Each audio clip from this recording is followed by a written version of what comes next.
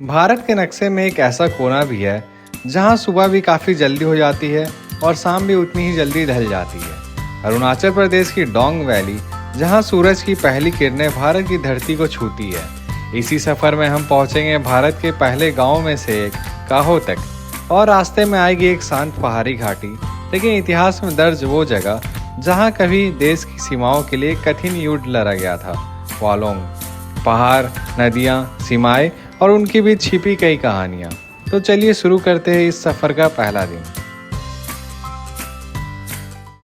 सब लोग सोचते हैं कि ट्रिप तब से शुरू होती है जब आप घर से निकलते हो, पर सच कहूँ तो ट्रिप उस दिन से ही शुरू हो जाती है जब टिकट्स बुक हो जाती है।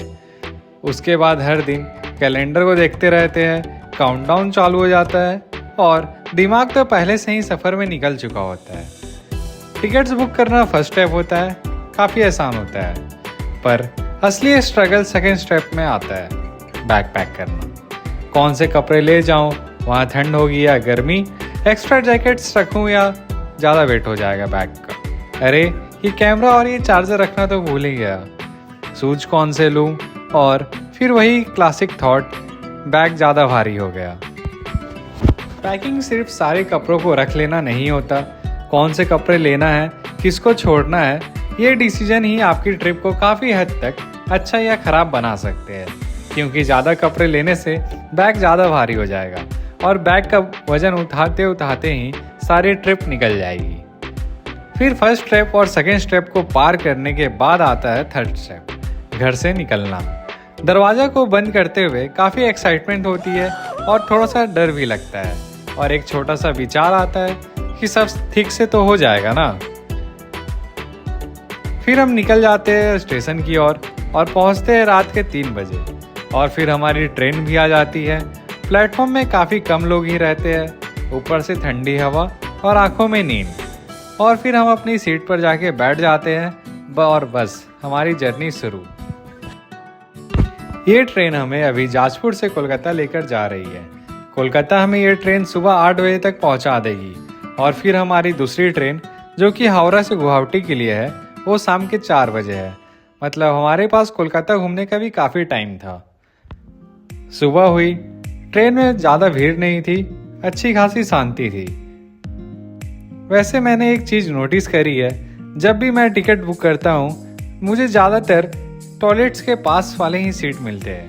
IRCTC, अगर कहीं से भी मेरी आवाज़ आप तक पहुँच रही है तो अगली बार थोड़ी दूर वाली सीट देना। अब यहाँ से सीन थोड़ा अलग हो जाता है। ट्रेन का अराइवल टाइम था सुबह के 8 बजे, फिर मैसेज आया 9 बजे, फिर 10, फिर 11, ये कंटिन्यू बढ़े जा रहा था। फिर एक ऐसा पल आया जब ट्रेन एक ही जगह पर रुक गई। 2 घंटे ट्रेन वहीं खड़ी रही।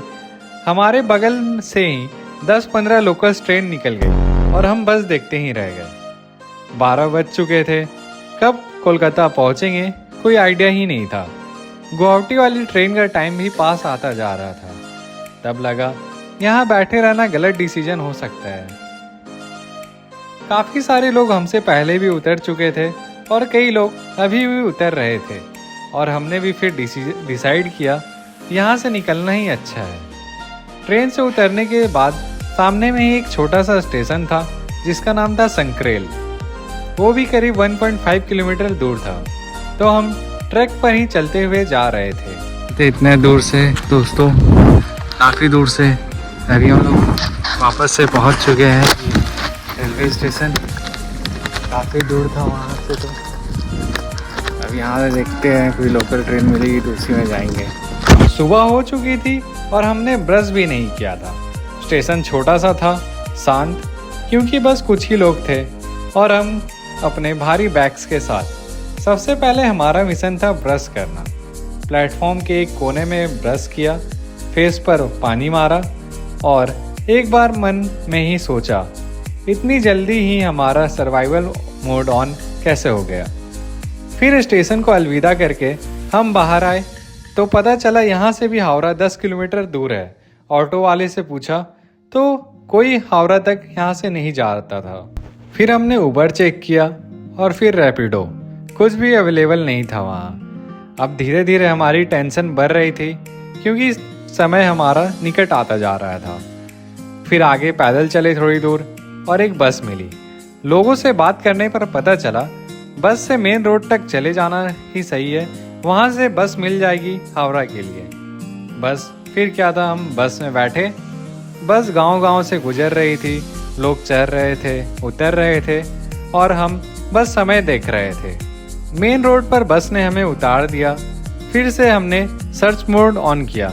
लोकल बस थी पर वो भी हावड़ा डायरेक्ट नहीं जाती है वहाँ से।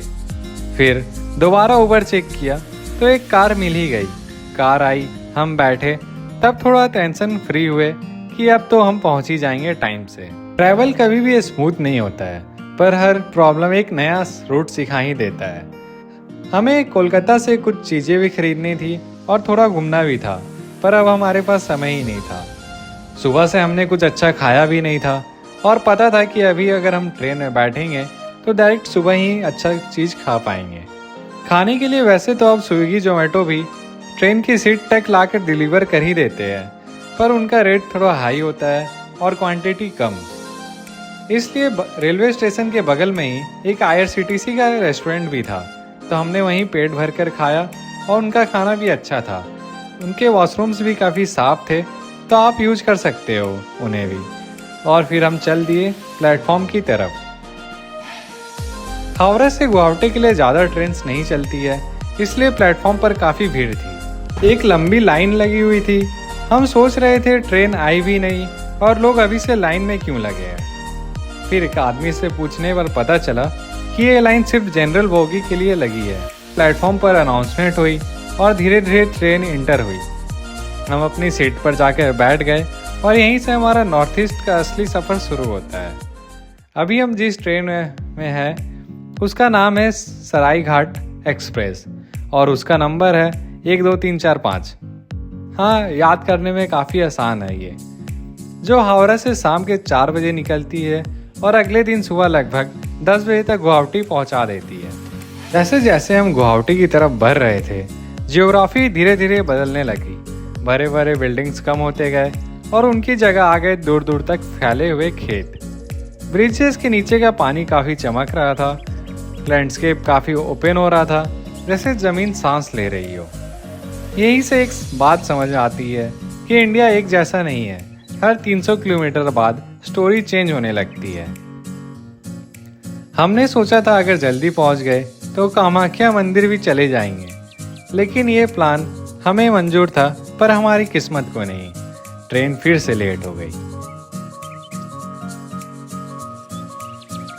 आपको अगर कामाख्या मंदिर जाना है तो आप कामाख्या स्टेशन में भी उतर सकते हैं, जो कि गुवाहाटी से एक स्टेशन पहले ही आता है। यहाँ से आप डायरेक्ट कामाख्या मंदिर जा सकते हैं।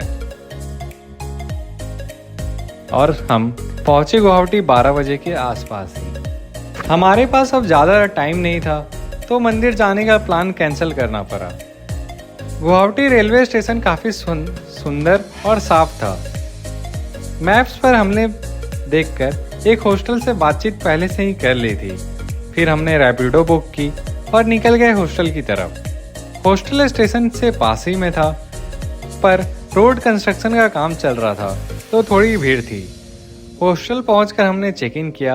एक दिन का किराया हमारा 325 रुपये था और हॉस्टल का नाम था गिब्बॉन बैकपैकर्स हॉस्टल। अच्छा शांत हॉस्टल था, एक गली के अंदर बस 1-2 ही लोग थे। अभी मैं नहाने जा रहा हूँ, इसलिए आप मुझे तो नहीं देख सकते, पर तब तक आप इस हॉस्टल को देख सकते हो अंदर से।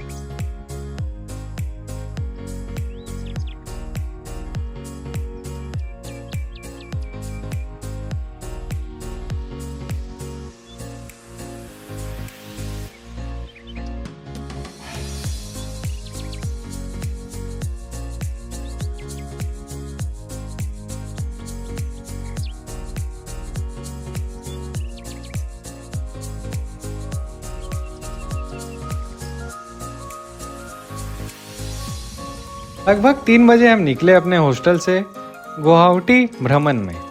एक लोकल रेस्टोरेंट में जाके वेज थाली खाई। वेज थाली यहाँ की काफ़ी अच्छी थी और काफ़ी सिंपल। फिर हम निकले। गुवाहाटी में एक जगह आता है उमानंदा आइलैंड करके, जो कि ब्रह्मपुत्र नदी के बीच में बसा है और वहाँ तक पहुँचने के लिए आपको बोट से ही जाना पड़ता है। फिर हमने एक रैपिडो की और पहुँच गए घाट के पास। तो बोट में आपको जाने के लिए पहले टिकट काउंटर से टिकट कटवानी पड़ती है, जिसका प्राइस था 200 रुपये। आप छोटी छोटी बोटों से भी वहाँ जा सकते हो, जिसका प्राइस कम रहेगा, लेकिन हमारे पास समय थोड़ा कम था इसलिए हमने ये बोट ली थी। लेकिन उनसे हम एक चीज़ पूछना भूल गए थे काउंटर में कि हमारी बोट यहाँ से निकलेगी कब। आप पहले इस बोट और यहाँ के नज़ारे देख लीजिए, उसके बाद मैं बताता हूँ कि आगे हमारे साथ क्या क्या हुआ।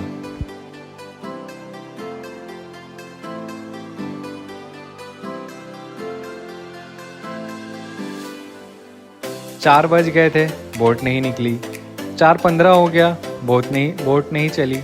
हमें इस बात की अब टेंशन होने लग गई कि कहीं अब बस भी ना छूट जाए। फिर बोट से उतर के काउंटर में पता किया तो टाइमिंग यहाँ की 4:30 बजे की थी और 5:30 बजे वहाँ से वापस आती और 6 बजे हमारी बस थी।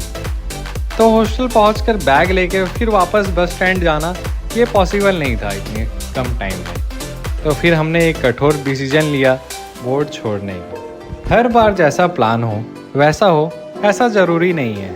कभी कभी सही वक्त पर ना बोलना भी ट्रैवल का हिस्सा होता है। फिर वापस घाट से रैपिडो लेकर हम सीधे ही हॉस्टल चले गए।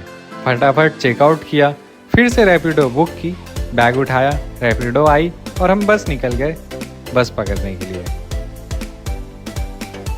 बस स्टैंड ज़्यादा दूर नहीं था, पर रोड बनने के कारण भीड़ थी। फिर हम बस स्टैंड में पहुँचे और अपनी बस को खोजने लगे। बस हमें मिली नहीं वहाँ पर बस स्टैंड में। काउंटर पर पूछने पर पता चला कि जो मेन बस है वो यहाँ से नहीं चलती, वो ISBT गुवाहाटी से चलती है, जो कि यहाँ से करीब 10 किलोमीटर दूर है। इसका रीज़न साफ था कि बड़ी बस यहाँ रोड में घुसने के कारण ट्रैफिक बढ़ सकता है यहाँ का। फिर बस स्टैंड से सबको एक छोटी बस में बैठाया गया और हमें यहाँ से ISBT शिफ्ट किया गया। थोड़ी देर में हम ISBT पहुँच गए और वहाँ हमारी मेन बस मिली। इस बार मैंने स्लीपर बस बुक की थी रेड बस से, किराया लगभग जिसका 800 रुपये था और बस थी हमारी नेटवर्क ट्रैवल्स की। साफ़ सुथरी बस थी। ज़्यादातर बस के स्लीपर्स महकते हैं, पर यह बस साफ़ थी तो ज़्यादा महक भी नहीं रही थी। कुछ खाने के लिए भी ले लिया था हमने ISBT से। फिर बस वैसे तो हमें निकले हुए 2 दिन हो गए हैं अपने घर से, पर मैं इसे डे 1 ही कहूँगा क्योंकि अभी तक हम मेन अपने पड़ाव तक पहुँचे ही नहीं हैं। रियल जर्नी कल से स्टार्ट होगी अरुणाचल की। अगले वीडियो से हम बढ़ेंगे अपने देश की फर्स्ट सनराइज और फर्स्ट विलेज की तरफ। बने रहिए हमारे साथ। धन्यवाद।